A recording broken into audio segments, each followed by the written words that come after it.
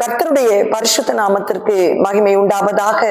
இந்த காலை வேளையிலே தேவனுடைய வார்த்தையை தியானிக்க கர்த்தர் பாராட்டின தயவுக்காய் கிருபைக்காய் கர்த்தரை அதிகமாய் ஸ்தோத்திரிக்கிறேன். வாசிக்கலாம். எசேக்கியேல் தீர்க்க தரிசன புத்தகம் 18ஆம் அதிகாரம் 31, 32. நீங்கள் துரோகம் பண்ணின உங்களுடைய எல்லா துரோகங்களையும் உங்கள் மேல் இராதபடிக்கு விலக்கி உங்களுக்கு புது இருதயத்தையும் புது ஆவியையும் உண்டு பண்ணி கொள்ளுங்கள். இஸ்ரவேல் வம்சத்தாரே, நீங்கள் ஏன் சாக வேண்டும்? மனம் திரும்புங்கள், அப்பொழுது பிழைப்பீர்கள். சாகருடைய சாவை நான் விரும்புகிறதில்லை என்று கர்த்தராகிய ஆண்டவர் சொல்லுகிறார். இந்த காலை வெளியிலும் கர்த்தர் நம்மை பார்த்து சொல்லுகிற ஒரு விசேஷித்த வார்த்தை, மனம் திரும்புங்கள், அப்பொழுது பிழைப்பீர்கள். சாகருடைய சாவை நான் விரும்பவில்லை. இஸ்ரவேல் வம்சத்தாரே, நீ ஏன் சாக வேண்டும்? இன்றைக்கு கர்த்தருடைய வாழ்க்கையிலே நம் ஆண்டவருடைய பார்வையிலே நாம் ஒரு அற்புதத்தை பெற வேண்டுமானால், நம்முடைய காரியங்கள் எல்லாம் வாய்க்க வேண்டுமானால் நாம் மனம் திரும்ப வேண்டும். மனம் திரும்பினால் நாம் பிழைப்போம். நம்முடைய சாவை கர்த்தர் விரும்புவதில்லை.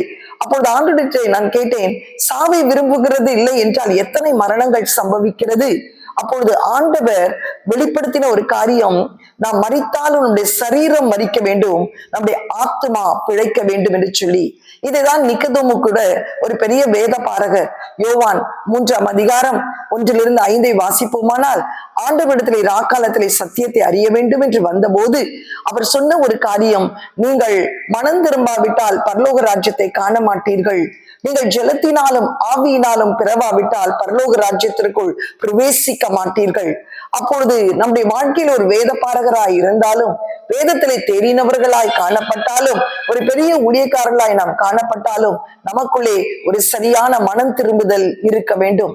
மனம் திரும்பினால்தான் நாம் பிழைப்போம் என்று வேதம் மிக தெளிவாக சொல்லுகிறது. பாவம் செய்கிற ஆத்துமா சாகும், பாவத்தை மறைக்கிறவன் வாழ்வடைய மாட்டான். ஆனால் பாவத்தை அறிக்கை செய்து விட்டு விடுகிறவனோ தேவனிடத்திலே இரக்கம் பெறுவான் என்று வேதம் சொல்கிறது. தீய நோக்கம் பாவமாம். இந்த காலை வேளையிலே கூட உங்கள் வாழ்க்கையில் ஏன் அற்புதங்கள் நடக்கவில்லை, ஏன் இன்னும் தடைகள் காணப்படுகிறது என்று சொல்லி சிந்திப்பீர்களானால், இன்றைக்கு மனம் திரும்புங்கள். தேவன் அற்புதத்தை செய்ய, காரியங்களை வாய்க்க செய்ய வல்லமை உள்ளவராய் இருக்கிறார். கர்த்தருடைய பரிசுத்த மகிமை உண்டாவதாக.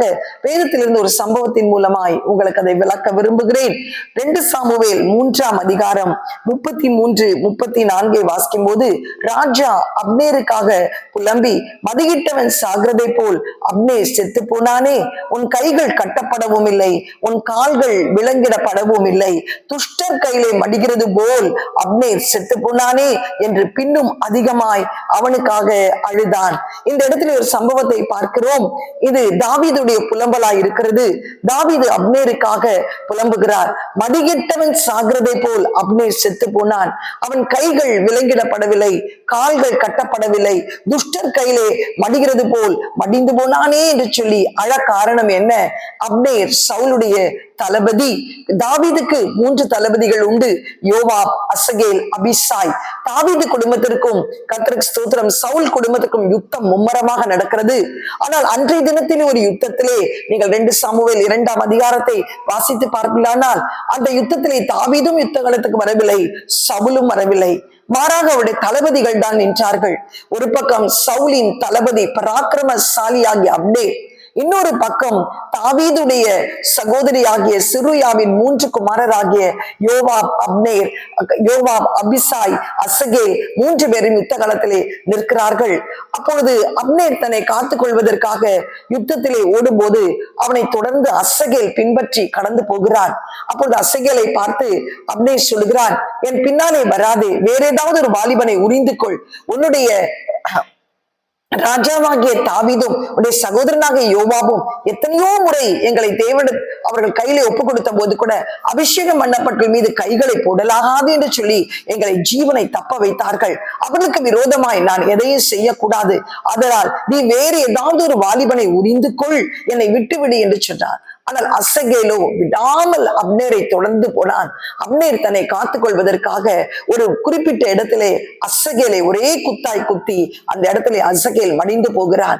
இது யோவாப் அறிந்த போது யோவாப், அபிசாய் மற்ற எல்லாரும் வந்து அந்த இடத்திலே தரித்து நின்று தன்னுடைய சகோதரனாகிய அசகேலுடைய இரத்த பழிக்காக அப்னேரை கொலை செய்ய வேண்டும் என்று தீர்மானித்து, கர்த்தருக்கு ஸ்தோத்திரம், அப்னேரை ஒளிமுக வாசல் அண்டையிலே நயமாய் பேசி கூட்டிக் கொண்டு போய் அந்த இடத்திலே தன் சகோதரனாகிய அசகேலின் இரத்த பழிக்கு ஒரே குத்தாய் குத்தி அவனை கொலை செய்கிறான். இதை அறிந்த தாவீது மிகவும் கதறுகிறார். ஐயோ, எத்தனையோ முறை தேவன் அப்னேரையும் சவுலையும் என் கரத்திலே கொடுத்த போது அபிஷேகம் பண்ணப்பட்டவன் மீது கைகள் போடலாகாது என்று அவன் ஜீவனை தப்புவித்தேன். ஆனால் இன்றைக்கு மதிக்கெட்டவன் சாகிறதை போல் அப்னேர் இறந்து போனானே. அவன் மரித்த இடம் ஒளிமுக வாசல். அதற்கு அருகாமையிலே தான் அடைக்கல பட்டணம் உண்டு. யோசுவா 20ஆம் அதிகாரம் 1-5 வாசித்தால் கர்த்தர் மோசேக்கு சொல்லியிருக்கிறார், ஒரு அடைக்கல பட்டணத்தை நீ உருவாக்க வேண்டும், எல்லா பக்கமும் அது திறந்திருக்க வேண்டும்.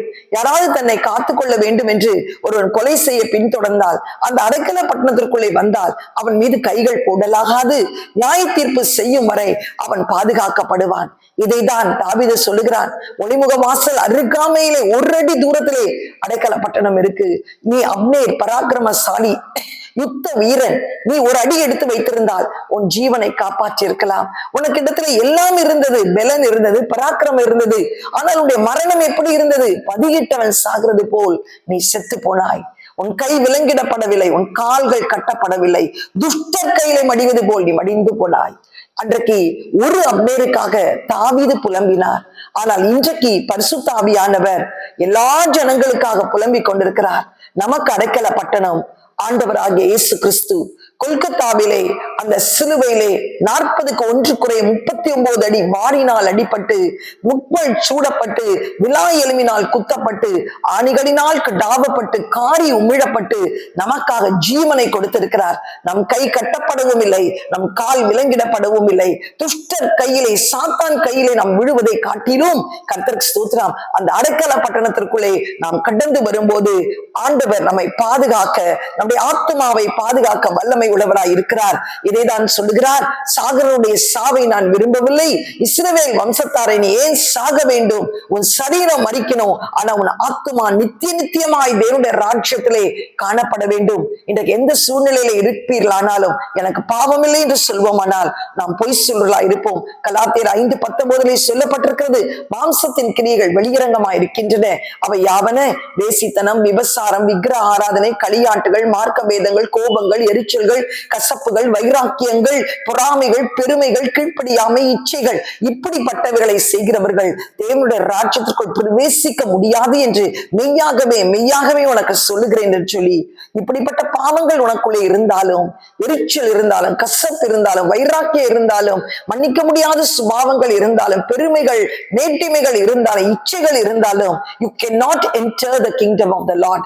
ஆண்டவருடைய ராஜ்யத்திற்குள் நீ பிரவேசிக்க முடியாது. அதற்கு ஒரே வழி, நீ மனம் திரும்பு. உன் சாவை கர்த்தர் விரும்பவில்லை. இன்றைக்கு அவருடைய வருகை இருக்குமானாலும், உன்னுடைய மரணம் இருக்குமானாலும் உனக்குள்ள ஒரு நிச்சயம் இருக்கும், எனக்கு என் சரீரம் மரித்திருக்கிறது, என் ஆத்மா பரதீசிலே இளைப்பாரி கொண்டிருக்கிறது. இன்றைக்கு கர்த்தர் உன் காரியங்களை வாய்க்க பண்ண வேண்டுமானால், இன்றைக்கு ஒரு அற்புதத்தை செய்ய வேண்டுமானால், பரிசுத்த வாண்டத்திலே உங்களை பரிசுத்தப்படுத்திக் கொள்ளுங்கள், பிற்பாடு நான் அற்புதத்தை செய்வேன் சொன்ன தேவன் அற்புதத்திற்காக காத்திருக்கிறாயா? இன்றைக்கு ஆண்டவருடைய வாசல்கள் திறக்கப்பட வேண்டும் என்று காத்திருக்கிறாயா? காரியங்கள் வாய்க்க பண்ண வேண்டும் என்று காத்திருக்கிறாயா? இன்றைக்கு மனம் திரும்பு. That is the only solution for your problem. இன்னைக்கு மனம் திரும்புவாயானால் கர்த்தருக்கு ஸ்தோத்திரம், தேவன் ஒரு அற்புதத்தை உனக்கு செய்வார். மதிகெட்டவன் சாகிறதை போல், அப்னேர் மதிகெட்டவனை போல் செத்தது போல் உன் சாவை கர்த்தர் விரும்பவில்லை. உனக்காக விலைக்கிறைய செலுத்தி அவர் தன் ரத்தத்தை சிந்தி உன்னை மீட்டெடுத்திருக்கிறார். திரும்ப அந்த உளையான சேற்றிலே நீ கடந்து போகாதபடி, அந்த பாவ குடியிலே விழாதபடி, நீ எந்த பாவம் செய்திருந்தாலும் இன்னைக்கு மனம் திரும்பி ஒரு புது சிருஷ்டியாய் நீ மாறி அந்த அடைக்கல பட்டணம் என்ற இயேசு கிறிஸ்துவுக்குள் வாழ்கிற ஒரு வாழ்க்கை நீ வாழும்போது நிச்சயமாக உனக்கு ஒரு முடிவு உண்டு. உன் நம்பிக்கை வீண் போகாது. கண்களை மூடி ஜெபிப்போமா?